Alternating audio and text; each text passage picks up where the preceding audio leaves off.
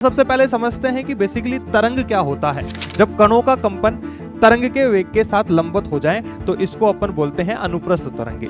अब ढाल हमें डिसाइड करेगी कि ये पूरा का पूरा एक्सप्रेशन पॉजिटिव होगा कि नेगेटिव होगा। आर्द्रता ज्यादा होगी तो घनत्व कम हो जाएगा, वेग ज्यादा हो जाएगा। इन दोनों को जब जोड़ दिया जाए, अध्यारोपित कर दिया जाए तो एक नई तरंग बनेगी जिससे इस तरीके से आयाम बढ़ जाएगा और ये संतोषी व्यतिकरण होगा। हेलो फ्यूचर डॉक्टर्स, क्या हाल चाल। उम्मीद करता हूं बहुत अच्छे से पढ़ रहे होंगे और बहुत अच्छी तुम्हारी तैयारी भी चल रही होगी। तो बेटा आज फिर से मैं दिनेश जाट तुमसे मुलाकात करने के लिए आ गया हूं और आज की हम इस मुलाकात में पढ़ रहे होंगे बेटा तरंगों के बारे में कि तरंग क्या होती है, किस तरीके से इनका संचरण होता होगा, माध्यम के कण किस तरीके से गति कर रहे होंगे, इन सभी चीजों को अपन पढ़ रहे होंगे और साथ में हम इनके सारे फॉर्मूले याद करेंगे बेटा जी, क्योंकि ये पूरा का पूरा चैप्टर बहुत आसान है। इसके सवाल आसानी से पूछे जाते हैं बेटा और इसके सारे फॉर्मूले हमें याद होने चाहिए। तो आइए चलते हैं, अपन तरंगों के बारे में शुरुआत करते हैं। बेटा सबसे पहले समझते हैं कि बेसिकली तरंग क्या होता है। ध्यान से समझिए तरंग क्या होता है। तो जब हमने थ्योरेटिकल चैप्टर पढ़ा था तब हमने सीखा था कि तरंग एक प्रकार का विक्षोभ है, एक डिस्टरबेंस है, कि किसी माध्यम में या माध्यम के कणों का एक डिस्टरबेंस है, विक्षोभ है, जिसकी वजह से ऊर्जा या संवेग एक जगह से दूसरी जगह पर विस्थापित किया जा सकता है। लेकिन शर्त यह है कि माध्यम के कण विस्थापित नहीं होने चाहिए, वो कण अपनी जगह पर रहने चाहिए। तो यहां पर देख रहे हैं तरंग एक विक्षोभ है जो कि ऊर्जा व संवेग को एक बिंदु से दूसरे बिंदु तक संचरित करता है, माध्यम कणों को विस्थापित करे बगैर, कि माध्यम के कण जो है वो विस्थापित नहीं होने चाहिए। जैसे कि अगर मैं बात करूं बेटा, हमारे पास में हमने ये एक रस्सी ली है कुछ इस तरीके से, ये रस्सी ऐसे चल रही है। इस रस्सी को जैसे यहां पर अपन देख लेते हैं बेटा, ये रस्सी है हमारे पास में, सीधी रस्सी थी, इसको हमने यहां से एक फटका मार दिया। तो जैसे ही फटका मारा ये रस्सी ऐसे ऊपर जाएगी, फिर अगले स्टेप में ऐसे ऊपर जा रही है, फिर ऐसे जाके इस तरीके से यहां से ये तरंग यहां तक चली गई है। मतलब यहां से ऊर्जा को हमने, इसको फटका तो यहीं से मारा था लेकिन ये फटका यहां तक पहुंच गया, मतलब ऊर्जा यहां से यहां तक पहुंच चुकी है। बात क्लियर है। तो यहां से यहां तक इसका पहुंचना ही तरंग है। संवेग और ऊर्जा को हमने यहां तक पहुंचा दिया, लेकिन रस्सी के ये जो कण है ये ऊपर जाके वापस नीचे आ गया, ऊपर जाके वापस नीचे आ गया। ये कण अपनी जगह नहीं छोड़ते हैं भाई, रस्सी नहीं जाएगी, सिर्फ रस्सी ऐसे जाकर वापस अपनी जगह पर गिर जाएगी। इसका मतलब माध्यम के जो कण हैं वो अपनी जगह पर रहते हैं, अपनी जगह नहीं छोड़ते हैं। फिर आगे अपन बात करते हैं कि तरंगों के प्रकार, तरंगों का वर्गीकरण। तो तरंगों के वर्गीकरण की बात करते हैं बेटा। तरंगों का वर्गीकरण, तरंगों का जो वर्गीकरण होता है बेटा जी, वो अपन दो तीन तरीके से देखते हैं। सबसे पहले अपन बात करते हैं कि माध्यम की आवश्यकता के आधार पर कि कौन कौन सी तरंगे होती हैं जिनको माध्यम की आवश्यकता होती है और उन तरंगों को अपन क्या बोलते हैं। तो माध्यम की आवश्यकता के आधार पर बेटा हमारे पास में सबसे पहले हैं यांत्रिक या प्रत्यास्थ तरंगे। यांत्रिक या प्रत्यास्थ तरंगे। दूसरी होती है अयांत्रिक तरंगे या विद्युत चुंबकीय तरंगों के नाम से भी इसको जानते हैं। तो यांत्रिक तरंगे क्या होती है बेटा? यांत्रिक तरंगे जो वो होती हैं जिनके संचरण के लिए माध्यम की जरूरत होती है। बिना माध्यम के लिए, बिना माध्यम के इन यांत्रिक तरंगों का संचरण संभव नहीं है। फिर बाद में है जैसे एग्जांपल रस्सी। रस्सी में जो तरंग है वो एक यांत्रिक तरंग है। दूसरा अपन बात करें ध्वनि तरंग। जो हम बात करते हैं, जो ध्वनि होती है उसके संचरण के लिए, आवाज को एक जगह से दूसरी जगह तक पहुंचाने के लिए हमें माध्यम की जरूरत होती है बेटा जी। तो ध्वनि तरंग हमारे लिए यांत्रिक तरंग का काम करती है। प्रत्यास्थ तरंग क्यों बोला है? कि जो माध्यम होता है, हमने बोला कि ये जो कण होता है, ये जो डिस्टरबेंस है, कण अपनी जगह से थोड़ा सा विस्थापित होता है और वापस अपनी जगह पर आ जाता है। मतलब कण अपनी जगह नहीं छोड़ना चाहिए, अपनी जगह पर रहना चाहिए। ऐसा तभी हो सकता है जब माध्यम हमारा प्रत्यास्थ हो। तो माध्यम का प्रत्यास्थ होना बहुत जरूरी है। क्लियर। बाद में अपन बात करते हैं अयांत्रिक तरंगे। अयांत्रिक तरंगे वो होती है बेटा जी जिनके संचरण के लिए माध्यम की जरूरत नहीं पड़ती है। तो माध्यम की जरूरत नहीं होती है और इनको विद्युत चुंबकीय तरंगे हम कहते हैं। क्लियर। यहां पर अपन विद्युत चुंबकीय तरंगे आ चुकी है। और फिर दूसरे बात करें अपन प्रकाश। प्रकाश तरंगे जो होती है बेटा वो भी हमारे लिए क्या होती है? अयांत्रिक तरंगे ही होती है। और फिर आगे बात करें तो अयांत्रिक तरंगों का जो वेग है, तरंग जो होता है वो अयांत्रिक तरंगों का ज्यादा होता है यांत्रिक तरंगों के मुकाबले। यह बात हमें पता होनी चाहिए कि यांत्रिक और अयांत्रिक तरंगों में वेग सबसे ज्यादा किसका होता है। तो यहां पर अपन बोल देंगे अयांत्रिक तरंगों का वेग यांत्रिक तरंगों से ज्यादा होता है। फिर आगे बात करें यहां पर माध्यम। ये माध्यम हमारे पास में ठोस, गैस और द्रव, कुछ भी हो सकता है बेटा, क्लियर बात। फिर यांत्रिक तरंगों की बात करें तो बेटा ठोस में इनकी स्पीड सबसे ज्यादा होती है। फिर अपन बात करें इनकी स्पीड आगे अगर देखें तो अच्छा इनको, हाँ ठोस में इनकी स्पीड सबसे ज्यादा होती है, क्लियर बात। फिर अपन बात करें तो यहाँ पर हमारे पास में लिक्विड आ जाता है और फिर अपन देख लेंगे इनकी गैस में स्पीड सबसे ज्यादा होती है, क्लियर बात। ये हमें बेसिक सा आधार पता होना चाहिए। दूसरा अपन बात करें कणों के कंपन के आधार पर, कणों के कंपन की, कण किस तरीके से कंपन कर रहे होंगे, क्योंकि जैसे यहां पर हम ये बात करते हैं कि ये रस्सी हमारी कुछ इस तरीके से चल रही है, तो ये कण ऊपर जाता है नीचे आ जाता है, ऊपर जाता है नीचे आ जाता है, ऊपर जाता है नीचे आ जाता है। तो ये जो माध्यम के कण होते हैं ये सिर्फ कंपन करते हैं, ये अपनी जगह छोड़ते नहीं है बेटा। तो जब कंपन कर रहे हैं तो कंपन के आधार पर कितने तरीके हो सकते हैं, कितने तरीके की तरंगे हो सकती है। सबसे पहले है अनुप्रस्थ तरंगे। अनुप्रस्थ तरंगे वो होती है जिनमें, जैसे कि रस्सी की बात करें, वे ये तरंग है बेटा ये तो आगे की तरफ चल रही है, लेकिन ये जो माध्यम के कण है वो यहां पर कंपन कर रहे हैं। मतलब ये जो गति है ये कणों की गति है और ये जो गति है ये तरंग की गति है। तो कणों की कंपन या कणों का जो कंपन है वो परपेंडिकुलर है या बोलते हैं लंबवत है तरंग के वेग के। जब कणों का कंपन तरंग के वेग के साथ लंबवत हो जाए तो इसको अपन बोलते हैं अनुप्रस्थ तरंगे। और ऐसे ही अनुदैर्ध्य तरंगों की बात करें, जैसे हम बात करें यहां पर साउंड वेव की बात करते हैं बेटा, ध्वनि तरंगों की बात करते हैं। ध्वनि तरंगों का जो संचरण होता है वो कुछ इस तरीके से होता है कि ये माध्यम के कण पहले पास में आते हैं, फिर दूर चले जाते हैं, पास में आते हैं, फिर दूर चले जाते हैं। तो ये माध्यम के कण कुछ इस तरीके से गति कर रहे हैं और तरंग भी, ये जो ध्वनि तरंग है वो भी इधर ही चल रही है। तो जब माध्यम के कण और तरंग एक ही दिशा में होते हैं तो इसको अपन अनुदैर्ध्य तरंग के नाम से जानते हैं बेटा जी। आगे अपन बात करें ऊर्जा संचरण के आधार पर, ऊर्जा के संचरण के आधार पर प्रगामी तरंगे होती हैं और अप्रगामी तरंगे होती हैं, इनको अपन बाद में समझ रहे होंगे। फिर विमा के आधार पर एक ही दिशा में चलने वाली तरंगों को एक विमीय कहते हैं। जैसे तनी हुई डोरी में तरंगे, एक डोरी हमने तान के रखी है और उसमें तरंग, तो वो तरंग सीधे सीधे एक ही दिशा में जा रही होगी। फिर बात करें द्विविमीय गति, तो पानी की सतह पर तरंग या उर्मिका, जब पानी की सतह पर एक पत्थर फेंक देते तो पानी कुछ इस तरीके से फैलता हुआ नजर आता है, तो वो हमारे पास में द्विविमीय होती है। और त्रिविमीय में बात करें तो ध्वनि, जब अपन बोल रहे हैं तो ये सभी दिशाओं में जाता है, तो इसको अपन बोलते हैं ध्वनि या प्रकाश तरंगे, क्लियर। फिर आगे हम बात करें तो हमारे पास में आता है बेटा कि इन तरंग जब संचरित हो रही है, तरंगों का संचरण होगा तो इनका वेग क्या रहेगा। जैसे कि अपन बात करें हमारे पास में ये एक तरंग ली हमने कुछ इस तरीके की, ध्यान से सुनो बेटा, ये एक तरंग है हमारे पास में जो इस तरीके से चल रही है, क्लियर। इसका यहां से यहां तक एक चक्कर पूरा होने में, ये एक चक्कर पूरा होता है, तो एक चक्कर पूरा होने में इसको लगा समय, जिसको अपन क्या कहते हैं, आवर्तकाल कहते हैं। और यहां से यहां तक की ये इसकी जो लंबाई है इसको अपन कहते हैं बेटा इसकी तरंग दैर्ध्य लैम्ब्डा।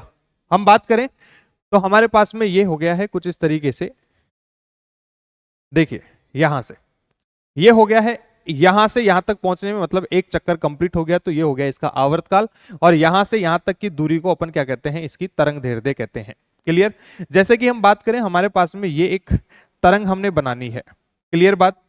तो इसमें अगर देखेंगे बेटा जी तो एक चीज जान लीजिए, यहां पर इसके जो दो ऊपर के बिंदु होते हैं इनको अपन बोलते हैं श्रृंग, इनको क्या बोलते हैं, श्रृंग बोलते हैं। और ये जो नीचे वाले बिंदु होते हैं बेटा इनको अपन क्या बोलते हैं, गर्त।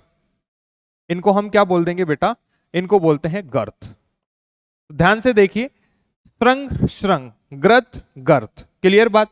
तो जो लगातार श्रृंग हैं, तो दो लगातार श्रृंगों के बीच की ये जो दूरी है इसको भी अपन तरंग दैर्ध्य कहते हैं, या दो लगातार गर्तों के बीच की जो दूरी है इसको भी अपन क्या कहते हैं, तरंग दैर्ध्य लैम्ब्डा के नाम से अपन जानते हैं, क्लियर। फिर बात करें कि तरंग का समीकरण कैसा होगा, तो तरंग के समीकरण की बात करें तो y बराबर a sin omega t minus k x plus phi होता है, जहां पर ये फाई इसका प्रारंभिक कला है जो हमने एसएचएम में भी पढ़ा था।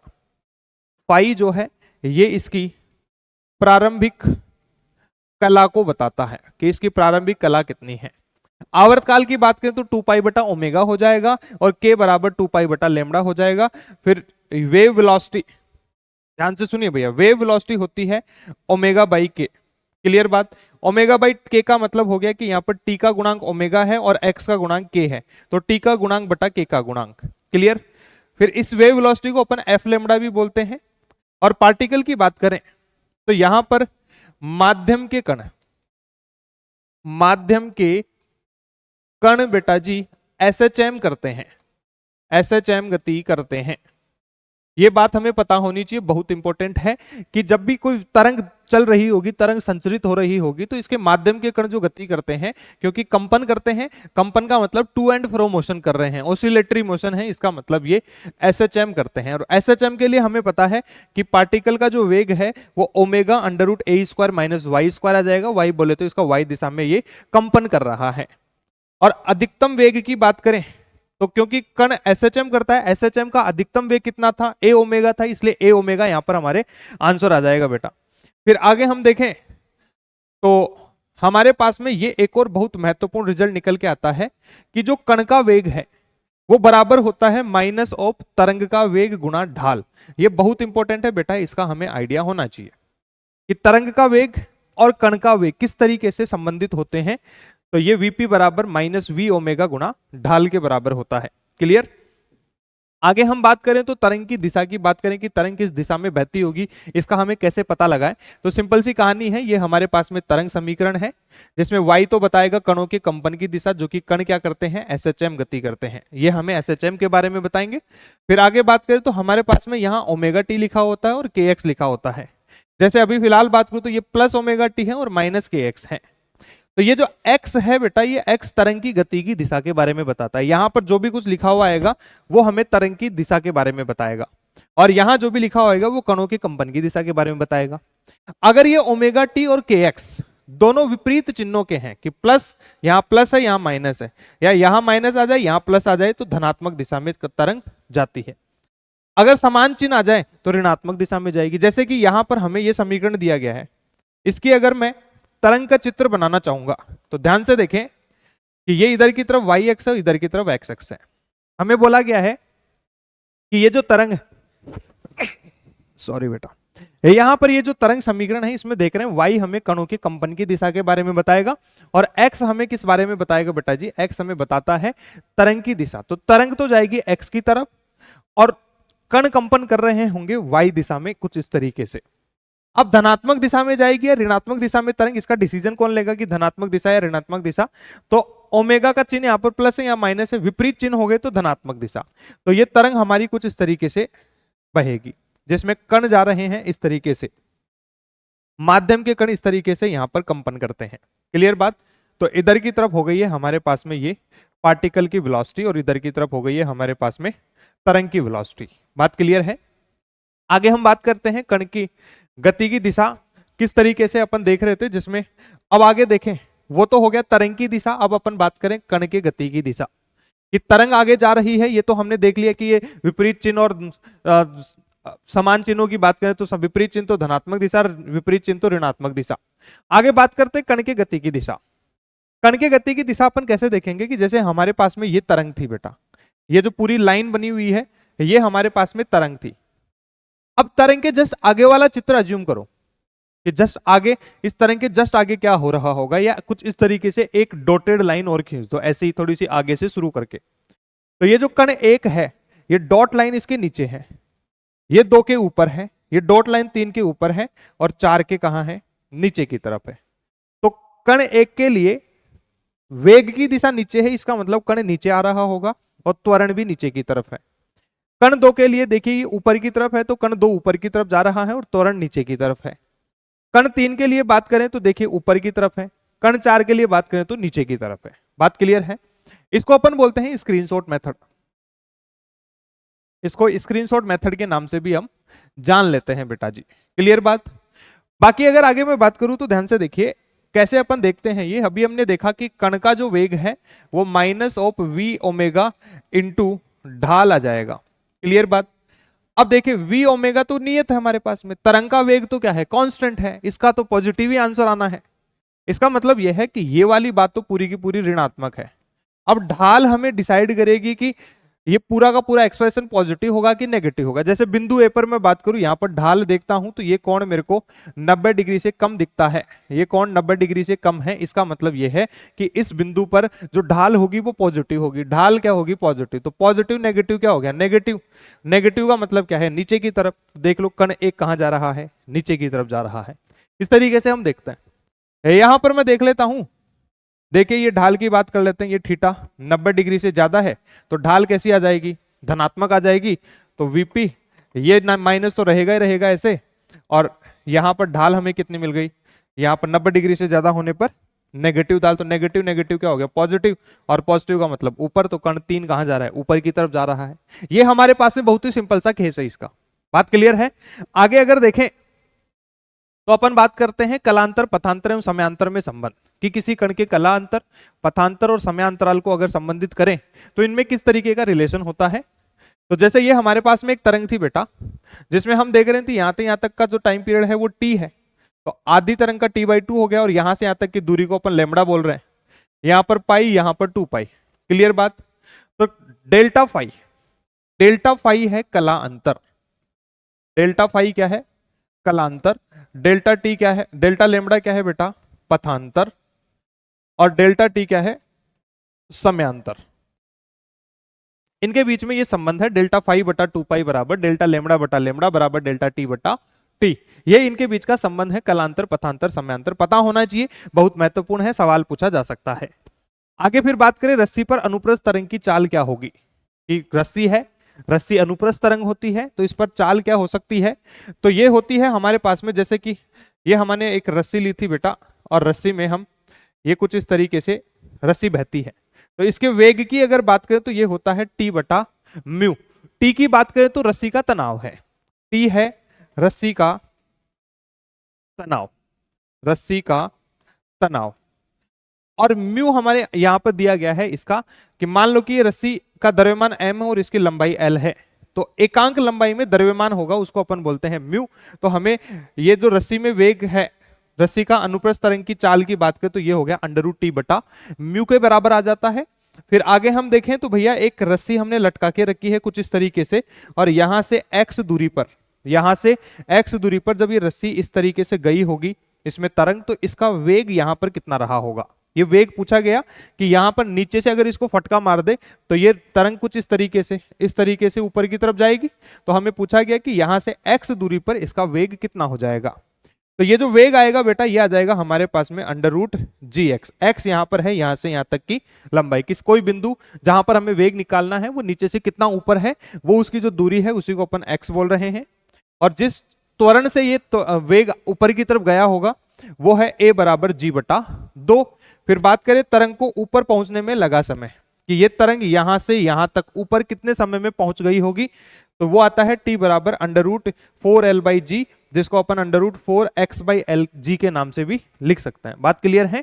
तो ये हमारे पास में सिंपल सी कहानी है, जिसमें हमें ये सारी चीजें पता होनी चाहिए कि इस तरीके से कि तरंग को ऊपर जाने में कितना समय लगा होगा, वेग क्या रहा होगा और त्वरण क्या रहा होगा। और ये बहुत अच्छे से समझ लीजिए, √t बटा म्यू, म्यू यहां पर m बटा l है। फिर आगे देखेंगे बेटा साउंड वेव, ध्वनि तरंगों की अगर बात करें तो ध्वनि तरंगों को देखेंगे तो ये होता है √ प्रत्यास्थ गुणांक बटा माध्यम का घनत्व डेंसिटी रो। क्लियर बात? ये ध्वनि तरंगों के वेग का सूत्र है कि माध्य प्रत्यास्थता गुणांक, ठोस की बात करें तो प्रत्यास्थता गुणांक हो जाएगा गामा, जिसको अपन बोलते हैं यंग प्रत्यास्थता गुणांक, जिसको अपन क्या बोलते हैं बेटा? यंग प्रत्यास्थता गुणांक। क्लियर बात? फिर यहां पर अपन बात करें तो ये हो गया हमारे पास में बल्क मॉड्यूलस, और फिर ये गैस के लिए आ गया है गामा पी। गैस के लिए कितना आ गया है? Gamma P. यंग प्रत्यास्थता गुणांक तो हो गया है y, ये बीटा और ये गामा पी। क्लियर बात? तो यहां पर अपन बात करें तो हमें गैस का जो वेग गैस में कोई माध्यम हमने ले लिया है गैस या हवा, हवा में ध्वनि तरंगों का जो वेग है बेटा ये होता है √ गामा पी बटा रो। तो गामा आ चुका है हमारे पास में, और √ गामा RT बटा MW, क्योंकि P बटा रो का मतलब हमने गति जब अपन गैसों के बारे में पढ़ रहे थे तो वहां सीखा था कि P बटा रो का मतलब होता है RT बटा MW बोल दो, चाहे इसे KT बटा स्मॉल m बोल दो। क्लियर बात? तो √ गामा KT/m, और गामा की बात करें तो ये आ गया है 1 - 2 बटा f, और यहां पर ये जो f है ये है degree of freedom, degree of freedom. ये सिंपल सी कहानी हमें पता होनी चाहिए। क्लियर। फिर आगे बात करें तो सॉलिड में अंडर रूट वाई बटा रो आ जाए, क्योंकि सॉलिड में हम क्या लेंगे, यंग का गुणांक लेंगे, और लिक्विड में अंडर रूट बीटा बटा रो आ जाएगा। क्लियर बात।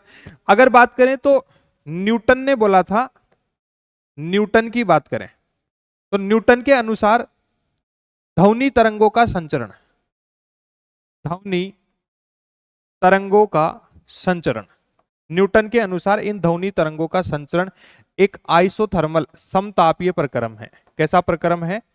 समतापीय प्रक्रम है, जो कि गलत है। फिर बाद में लाप्लास ने बोला, लाप्लास की बात करें तो लाप्लास ने बोला कि ध्वनि तरंगों का जो संचरण है वो एक रुद्धोष्म प्रक्रम होता है। क्या होता है? एक रुद्धोष्म प्रक्रम होता है, जो कि बाद में इसने सही बोला, रुद्धोष्म प्रक्रम। क्लियर बात। तो ध्वनि तरंगों का जो संचरण है उसके लिए लाप्लास ने सही बोला था कि ये एक रुद्धोष्म प्रक्रम है, जबकि न्यूटन बाबा ने बोला था कि समतापीय प्रक्रम है। जबकि न्यूटन ने गलत बोल दिया और लाप्लास सही है, इसलिए इसको लाप्लास का करेक्शन बोलते हैं। लाप्लास ने क्या करेक्शन किया? लाप्लास ने बोला कि जो न्यूटन बाबा ने बोला कि ध्वनि तरंगों का संचरण समतापीय प्रक्रम है वो गलत है।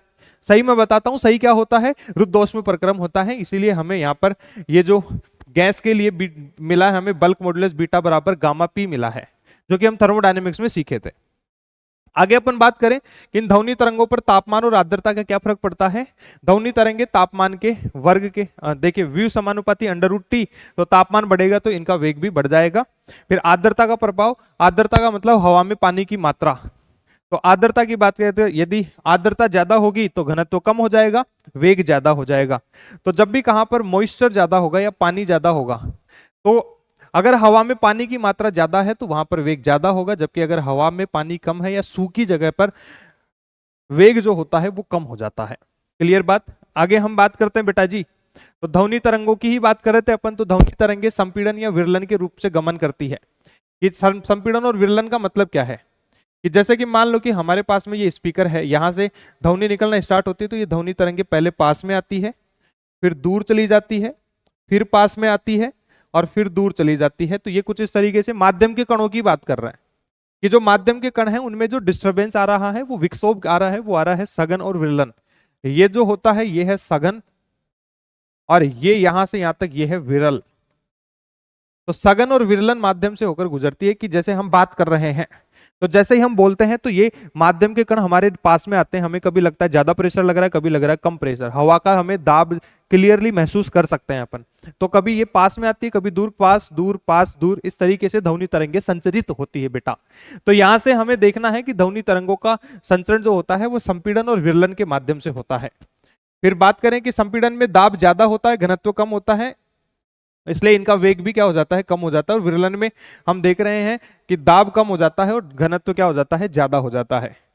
तो हम यहां पर इन ध्वनि तरंगों, क्योंकि दाब में परिवर्तन आ रहा है इसलिए इनको अपन पी तरंगे भी बोलते हैं। इनको क्या बोलते हैं? पी तरंगे, प्रेशर तरंगे। तो प्रेशर तरंग व विस्थापन तरंग में पाई बटा 2 का कलांतर होता है। ये जो भी प्रेशर तरंग है और विस्थापन तरंग है, भाई जिन तरंगों में जो विक्षोभ आ रहा है वो प्रेशर दाब के रूप में आ रहा है, और कुछ तरंगे होते हैं जिनमें विक्षोभ विस्थापन के पदों में आता है, जैसे कि हमारे पास में रस्सी में तरंग। तो इनमें जो कलांतर होता है वो होता है पाई बटा 2। और इनकी तीव्रता की बात करें तो 1/2 रो ए स्क्वायर ओमेगा स्क्वायर गुणा वी। तो यहां पर मैं देख रहा हूं ए मेरे पास में आयाम है, तो तीव्रता समानुपाती होती है बेटा आयाम के स्क्वायर के। क्लियर बात। तो यहां से अपन बोल देंगे कि a1/a2 बराबर होता है √i1/√i2। ये भी हमारे लिए बहुत इंपॉर्टेंट है, ये हमें पता होना चाहिए, इसका भी सीधे सीधे सवाल पूछ लिया जाता है। फिर बात कर रहे हैं ऊर्जा घनत्व, जो कि U बराबर 1/2 रो ए स्क्वायर ओमेगा स्क्वायर होता है। इंपॉर्टेंट है, पूछा जा सकता है, सवाल आते हैं यहां से। फिर आगे हम देखें तरंगाग्र। तरंगाग्र की बात करें तो ये वो गोलीय ये हमारे पास में एक इमेजनरी काल्पनिक सतह होती है जिसपे हम पूरी की पूरी ध्वनि तरंगों को कैप्चर कर सकते हैं। जैसे कि मान लो कि बिंदु स्रोत की बात करें, यहां पर एक स्पीकर बज रहा है, ठीक है। तो अब इसमें ध्वनि तरंगे चारों तरफ निकल रही है, ऐसे इधर भी बह रही है, इधर भी इधर भी इधर भी इधर भी इधर भी। तो इन ध्वनि तरंगों को बंद करने के लिए मैं एक गोला ले आता हूं, एक गोले में इसको बंद कर देता हूं, तो वो जो गोला है वो मेरे लिए तरंगाग्र है। तो यहां पर अगर इस लाइन पर बात करूं तो सभी के सभी इस बिंदु पर जब भी तरंग आएगी, यहां मान लो ये मैं कुछ अलग अलग बिंदु ले लेता हूं, ये मेरे पास में बिंदु ए है और ये बिंदु बी है, ऐसे ये बिंदु सी है और ये बिंदु डी है। ए एंड बी ये दोनों सेम फेज में है, ये दोनों क्या है, सेम फेज, एक ही कला में है, सेम फेज, क्लियर बात। एंड सी एंड डी ये दोनों क्या है, ये दोनों सेम फेज में है, क्लियर बात, इन दोनों की कला क्या है, सेम ही है। तो ए और बी की तीव्रता भी बराबर है और सी और डी की तीव्रता भी बराबर है, बात क्लियर है। क्योंकि ये दोनों के सी और डी की बात करें, सी और डी एक ही कला में है और ए और बी एक ही कला में है, इसलिए इनकी तीव्रता एक जैसी है। और फिर अपन बात करें बिंदु स्रोत के कारण तीव्रता की बात करें तो क्योंकि यहां पर हमें पता लगा कि जो तीव्रता होती है ये एरिया क्षेत्रफल के व्युत्क्रमानुपाती होती है। तो यहां पर ये गोलाकार सतह है, तो गोलाकार सतह है तो क्षेत्रफल में पाई आर इसको 4 पाई आर स्क्वायर आ जाएगा, तो आर स्क्वायर के व्युत्क्रमानुपाती हो जाएगा, तो इनकी तीव्रता आर स्क्वायर के व्युत्क्रमानुपाती है। तो यहां से अपन यहां से सिंपल सी बात कर रहे हैं कि ए बटा r sine omega t minus k dot r, omega t minus k x हो जाएगा। तो ये हमारे पास में बिंदु स्रोत के कारण हो जाएगा, क्लियर। फिर अगर बात करें हम रेखीय स्रोत, क्लियर बात, रेखीय स्रोत की अगर बात करेंगे बेटा, तो जैसे कि हमारे पास में ये सिलेंडर के आकृति का हो गया, जैसे मान लो ये पेन है, ये मेरे पास में स्पीकर है, बड़े बड़े लंबे लंबे ऐसे स्पीकर होते हैं, इनसे जब ध्वनि तरंगे निकल रही है, इनके ऊपर अगर बोतल ला के रख दूं, बोतल में बंद कर दूं, तो पूरी ध्वनि तरंगों को कैप्चर किया जा सकता है।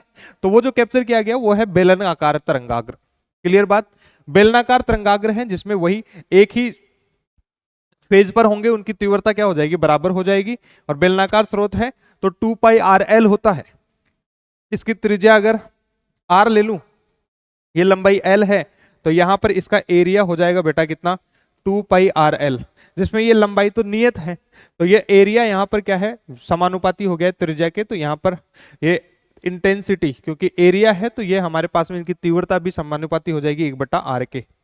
फिर ऐसे ही समतल तरंगाग्र की बात करेंगे तो ये कुछ इस तरीके से है, और यहां पर समतल तरंगाग्रों के लिए ध्यान रखिएगा, समतल तरंगाग्रों की तीव्रता क्या होती है बेटा, नियत होती है, बहुत इंपॉर्टेंट हमारे लिए ये भी पॉइंट हो जाता है। फिर आगे हम बात करें तो देखिए तरंगों का व्यतिकरण, जब 2 या 2 से ज्यादा तरंगे अध्यारोपित हो जाती होगी या 2 तरंगे का अध्यारोपण होता होगा, तो उनके बीच में व्यतिकरण होता है। देखिए हमारे पास में 2 तरंगे थी जिनके एम्पलीट्यूड को मैं लिख लेता हूं कुछ इस तरीके से। हमने देखा कि तीव्रता समानुपाती होती है एम्पलीट्यूड के आयाम के, ए यहां पर क्या है, आयाम, ए हमारे पास यहां पर है बेटा जी आयाम, क्लियर बात। तो इस बात को भी हम समझने की कोशिश करते हैं कि जब 2 तरंगों का व्यतिकरण हुआ होगा तो एक तरंग का आयाम इधर है, एक तरंग का आयाम ऐसे है, क्लियर बात। हम इनका वेक्टर लिख रहे हैं, सदिश रूप में लिख रहे हैं, तो परिणामी आयाम कुछ इस तरीके से जाएगा। तो हमें याद है समांतर चतुर्भुज का नियम, कि समांतर चतुर्भुज का नियम क्या कहता है कि भाई y1 प्लस y2 किया हमने, y बराबर y1 प्लस y2, तो y बराबर आ गया a1 sign omega t minus k x और y2 आ गया a2 sign omega t minus k x plus 5, ये इनका कलांतर आ गया, क्लियर। तो y बराबर आ गया है a resultant sign omega t minus k x plus alpha, कि ये इनका आ गया है परिणामी कोण, क्लियर। तो यहां से हमें आयाम परिणामी कितना मिल जाएगा, याद करो समांतर चतुर्भुज का नियम, तो under root a1 square plus a2 square plus 2a1 a2 cos phi, ये इनके बीच का कोण है फाई, क्लियर। ऐसे ए मैक्सिमम अधिकतम कब हो सकता है, याद करो जब हमने पढ़ा था कि यहां पर ये हो जाएगा a1 प्लस a2, जब सेम ही दिशा में हो जाएंगे कोण 0 डिग्री हो जाएगा। फिर ए मिनिमम की बात करें तो विपरीत दिशा में जाते ही मिनिमम हो जाएगा a1 माइनस a2, और इनका अनुपात ले लेंगे तो सिंपल सी कहानी है a1 plus a2 divided by a1 minus a2। फिर आगे हम देखेंगे तो तीव्रता, क्योंकि आयाम की बात करें अपन तो a व्युत्क्रमानुपाती हो जाएगा अंडर रूट आई के, अगर इसको इधर ले जाऊंगा तो जहां जहां हमें दिख रहा है a1 plus a2 a1 minus a2, वहां ये सारी चीजें लिख लो, तो ये आ जाएगा अंडर रूट आई1 प्लस अंडर रूट आई2 डिवाइडेड बाय अंडर रूट आई1 माइनस अंडर रूट आई2, और इसका होल स्क्वायर हम कर देंगे, क्लियर। फिर tan अल्फा की बात करें तो वही हमारे पास है सदिश रूप समांतर चतुर्भुज वाला, a2 sine phi divided by a1 plus a2 cos phi आ जाएगा। और बराबर अगर तीव्रता की बात करें तो यहां पर सभी जगह देखिए, यहां पर अपन लिख देंगे आई बराबर अंडर रूट आई1, सॉरी आई बराबर आई1 प्लस आई2 प्लस अंडर रूट आई1 आई2 कॉस फाई हो जाएगा, जहां पर आई समानुपाती हो गया है एम्पलीट्यूड के स्क्वायर के, क्लियर बात। तो ये सारी चीजें हमें याद रखने का है बेटा जी। ये हमारे पास में तरंगों के व्यतिकरण की कहानी है, जिसमें आगे हम पढ़ रहे हैं कि व्यतिकरण 2 प्रकार के होते हैं, एक तो होता है संतोषी व्यतिकरण जिसको अपन बोलते हैं कंस्ट्रक्टिव इंटरफेरेंस, और दूसरा होता है विनाशी व्यतिकरण जिसको अपन बोलते हैं डिस्ट्रक्टिव इंटरफेरेंस। कि जब हमारे पास में इनमें पाई बराबर 0, 2 पाई, 4 पाई होगा, तो फाई बराबर बोले तो 2n पाई, इस कंडीशन में हमारे पास में ये जो व्यतिकरण होता है बेटा जी ये संतोषी व्यतिकरण होता है। प्रारंभिक कला की बात कर रहे थे। और अगर पथांतर की बात करें, दो तरंगों के पथ का अंतर जो है वो 0 लेमड़ा, 2 लेमड़ा, 3 लेमड़ा कुछ इस तरीके से चले बोले तो n लेमड़ा अगर होगा तो ये संतोषी व्यतिकरण हो जाएगा। फिर बात करें इनकी तीव्रता अधिकतम तो a1 प्लस a2, और यहाँ पर i मैक्सिमम बराबर √i1 प्लस √i2। क्लियर बात? तो ये हमारे पास में संतोषी व्यतिकरण हो जाता है। क्लियर बात? कि जैसे यहां से एक तरंग इस तरीके से जा रही थी, तो इधर से आई तरंग और दूसरी तरंग इधर से आती है, यह सेम ही दिशा में चल रही है कुछ इस तरीके से, ये एक तरंग है और दूसरी तरंग ये है। इन दोनों को जब जोड़ दिया जाए, अध्यारोपित कर दिया जाए, तो एक नई तरंग बनेगी जिससे इस तरीके से आयाम बढ़ जाएगा और ये संतोषी व्यतिकरण होगा। तो इन दोनों तरंगों के बीच में पथांतर तो वो है जो 2n पाई होना चाहिए, 0, 2 पाई, 4 पाई इस तरीके से। तो जब इस तरीके का कलांतर होगा तो संतोषी व्यतिकरण होगा, और पथांतर की बात करें तो 0 लेमड़ा, 2 लेमड़ा, 3 लेमड़ा इस तरीके से, तो ये आ गया n लेमड़ा, और ये हमारे पास में आयाम हो गया, और ये हमारे पास में इनकी तीव्रता हो जाती है। ऐसे ही विनाशी व्यतिकरण की बात करें तो एक तरंग ऐसे चले इधर और एक तरंग ऐसे चले इधर, तो क्या होगा हमारे पास में डिस्ट्रक्टिव इंटरफेरेंस होगा बेटा।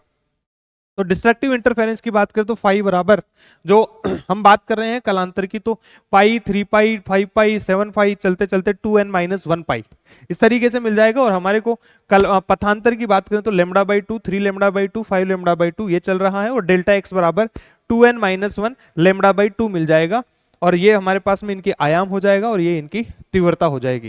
ये पूरी की पूरी कहानी हमारे पास में दो तरीके के व्यतिकरण हैं, एक हमने पढ़ा विनाशी और दूसरा पढ़ा हमने संतोषी। दोनों के बारे में हमने जान लिया है, और ये इनकी जो इन्फॉर्मेशन हमने लिखी है हमारे लिए मोर देन सफिशिएंट है, इसको ध्यान रखिएगा बेटा जी। आगे हम बात करें तो तरंगों का परावर्तन या अपवर्तन की बात करते हैं। कि ये एक तरंग आई थी हमारे पास में, ये जो तरंग है इसको मैं बोल रहा हूं आपतित तरंग। ये है बेटा जी आपतित तरंग।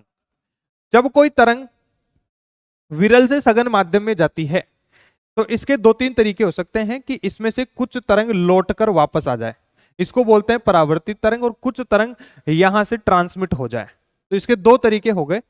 जब कोई तरंग आपतित होती है तो दो हिस्से हो जाएंगे, कुछ परावर्तित हो जाएगी और कुछ ट्रांसमिटेड पारगमन हो जाएगा, ये बोल देंगे पारगमित तरंग। क्लियर बात?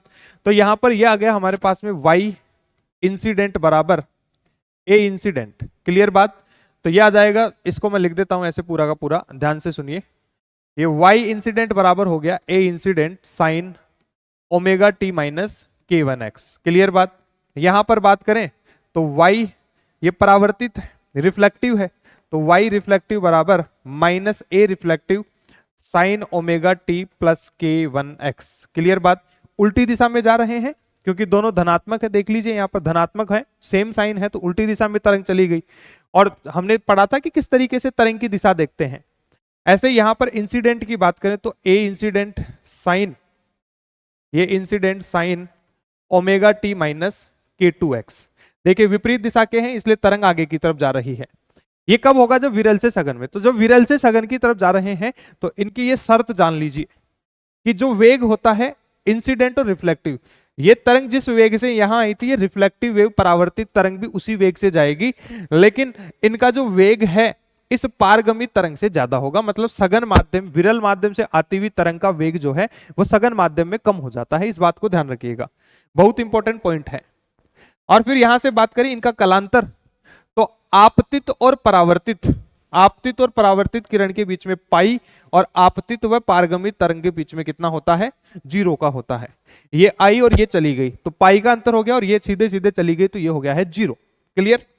फिर आगे बात करें अगर सघन से विरल जाए, तो सघन से विरल जाएंगे तो ये यहां पर जो वेग था वो कम होगा और यहां पर वेग क्या हो जाएगा? ज्यादा हो जाएगा विरल माध्यम में जाते ही। बात क्लियर है? बाकी फिर हमने कलांतर देखा है। और फिर तरंग की आवृत्ति किसी भी स्थिति में बदलती नहीं है, इस बात को समझ लीजिए कि भाई सघन से विरल में चाहे चाहे से विरल में सघन की तरफ जाए, इनकी जो आवृत्ति होती है बेटा ये कभी बदल नहीं सकती है, ये आवृत्ति हमेशा ही बराबर होती है, एक जैसी होती है। फिर आगे अपन बात करें तो अप्रगामी तरंगे अपने पास में आ चुकी है।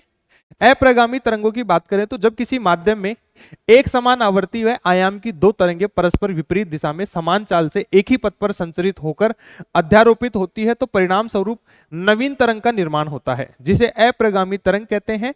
अप्रगामी तरंगें केवल बंद माध्यम में ही उत्पन्न होती है।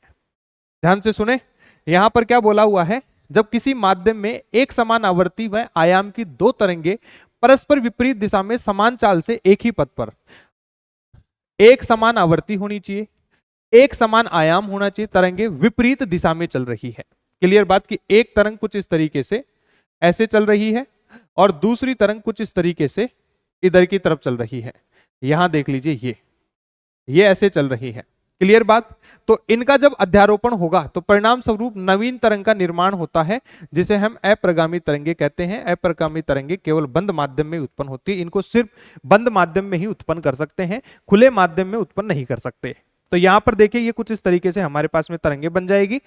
ये एम्पलीट्यूड इनका बढ़ जाएगा, दो तरंगे, एक तरंग इधर से आ रही थी, एक तरंग इधर से आ रही थी, तो इनका एम्पलीट्यूड अल्टीमेटली बढ़ गया है, तो 2a हो गया है। ये इनका तरंग दैर्ध्य हो जाएगा। फिर बात करें तो यहां पर इनका न्यूनतम आयाम होता है, तो जहां जहां न्यूनतम आयाम होता है उनको बोलते हैं अपन नोड, निस्पंद। उनको अपन क्या बोलते हैं? नोड बोलते हैं, निस्पंद बोलते हैं। और जहां पर हमें इनका आयाम अधिकतम मिलता है उनको बोलते हैं अपन एंटी नोड। उसको क्या बोलते हैं हम? Anti node. तो ये हो गया है आयाम अधिकतम। फिर यहां से ये जो लंबाई है इसको λ/2 बोलते हैं, इसको λ/2, और पूरा एक चक्कर होता है यहां से यहां तक, तो ये हो गई है तरंग दैर्ध्य लैम्बडा। तो ये λ/2 है, तो इसके दो हिस्से λ/4 और λ/4। बात क्लियर है? आगे हम बात करें तो अप्रगामी तरंगों के गुणधर्म की हम बात कर रहे थे। अप्रगामी तरंगों के गुणधर्म पे अगर देखें तो हमारे पास में दो तरंग हो गई, y1 बराबर a1 sin omega t minus kx, y2 बराबर a2 sin omega t plus kx। Clear? ये तो हो गया धनात्मक दिशा और ये हो गई है ऋणात्मक दिशा, मतलब विपरीत दिशा हो गई है। तो y बराबर 2a sin kx प्लस φ1 और sin ओमेगा टी प्लस φ2। ये इस तरीके से हमारे पास में परिणामी तरंग बन जाती है। निस्पंद की बात करें तो निस्पंद पर आयाम न्यूनतम होता है और cos kx बराबर 0 मिलता है अपने को। तो cos kx बराबर 0 मिल गया, इसका मतलब पथ की बात करें तो x बराबर λ/4, 3 λ/4, 5 λ/4, ऐसे अपन चलते चलेंगे। और प्रस्पंद आयाम अधिकतम होगा तो cos kx बराबर 1 मिलना चाहिए, तो x की वैल्यू 0, λ/2, λ3, λ/2, ये सब वैल्यूज होगी तो cos kx की वैल्यू हमें क्या मिलेगी? 1 मिलेगी। और यहां पर ये सारी वैल्यूज x की होगी तो हमें cos kx हमेशा क्या मिलेगा? 0 मिलेगा। तो ये हमारे पास में शर्त होती है निस्पंद और प्रस्पंद की। और फिर एक और इंपॉर्टेंट बात कि निस्पंद माध्यम को खंडों में विभाजित कर देते हैं। ये जो निस्पंद होते हैं ये माध्यम को खंडों में विभाजित करते हैं। जैसे ये हमारे पास में निस्पंद है, ये एक निस्पंद, ये निस्पंद, तो ये एक खंड बन गया, ये एक खंड बन गया, तो ये खंडों में विभाजित कर देते हैं। और एक विशेष खंड में सभी कण समान कला में कंपन करते हैं, कि इस खंड के जितने भी कण हैं वो समान कला में कंपित होंगे और यहां पर भी समान कला में ही ये सारे सबका कंपन होगा। फिर आगे बात करें, परंतु दो आसन खंडों के कण विपरीत कला में कंपन करते हैं। निस्पंद पूर्णतः स्थिर रहते हैं। निस्पंद की बात करें तो ये पूर्णतः स्थिर रहते हैं, अतः इनके माध्यम से ऊर्जा का संचरण नहीं होता है, अर्थात किसी विशेष क्षेत्र खंड की ऊर्जा उसी क्षेत्र में परिबद्ध रहती है। क्लियर बात? तो ये हमारे पास में बेसिक सी इंफॉर्मेशन है जिसका हमें पता होना चाहिए। बात समझ में आती है? तो फिर अब आगे हम देखें कि ये जो हम बात कर रहे थे कि अप्रगामी तरंगे जो कि बंद माध्यम में होती है, तो तनी डोरी में अनुप्रस्थ अप्रगामी तरंगों की बात करते हैं कि हमारे पास में एक डोरी हमने तान के रखी है। क्लियर बात? उसकी बात जैसे मैं सिंपल सी बात करता हूं, यहां पर दोनों सिरों पर स्थिर की बात हो रही है। क्लियर बात? तो ध्यान से सुनेंगे कि दो सिरे यहां पर स्थिर है, ये सिरा भी स्थिर है और ये सरा भी स्थिर है। तो यहां पर ये हमने एक खंड लिया है, मतलब एक ही गोला लिया है, तो यहां पर अपने पास में L बराबर कितना आ गया? λ/2, क्योंकि पूरी तरंग नहीं लिया हमने, एक चक्कर पूरा नहीं लिया, आधा लिया है, तो λ/2। और यहां पर स्थिर सिरा निस्पंद तथा मुक्त सिरा प्रस्पंद है। एक सिरा स्थिर है तो यहां पर अपन बोल देंगे क्या हो गया हमारे पास में? ये निस्पंद तथा मुक्त सिरा क्या है? प्रस्पंद है। तो मूल विदा या प्रथम सन्नादि F बराबर V/2 λ होगा। बात क्लियर है? फिर बात करें आगे, यहां पर ये हमने इसके ले लिए हैं L बराबर λ, जिसमें अपन देख रहे हैं द्वितीय सन्नादि आ चुका है या प्रथम अधिस्वरक की बात कर रहे हैं अपन। तो यह आ गया हमारे पास में F बराबर 2V/2 λ। फिर ऐसे यहाँ पर तृतीय सन्नादी या द्वितीय अदिश वर्ग की बात करें तो 3v/2 लेमड़ा, ऐसे ही चतुर्थ की या सन्नादी या तृतीय अदिश वर्ग की बात करेंगे तो f बराबर हमारे पास में आ गया 4v/2 लेमड़ा आ जाएगा। तो ये सारी इंफॉर्मेशन हमें पता होनी चाहिए। ऐसे कैसे, ये λ/2 था, ये λ/2 और λ/2 लेमड़ा हो गया है, ये λ/2 λ/2 λ/2 तो 3 λ/2, ऐसे यहाँ पर λ/2 λ/2 λ/2 λ/2 4 λ/2 तो हमें कितना मिल जाएगा, 2 लेमड़ा मिल जाएगा। तो ये हमें पता होना चाहिए। फिर अगर एक सिरे पर स्थिर हो, देखिए एक सिरे पर स्थिर है, दूसरे सिरे पर मुक्त है, एक सिरे पर स्थिर दूसरे पे मुक्त, एक सिरे पर स्थिर दूसरे सिरे पर मुक्त।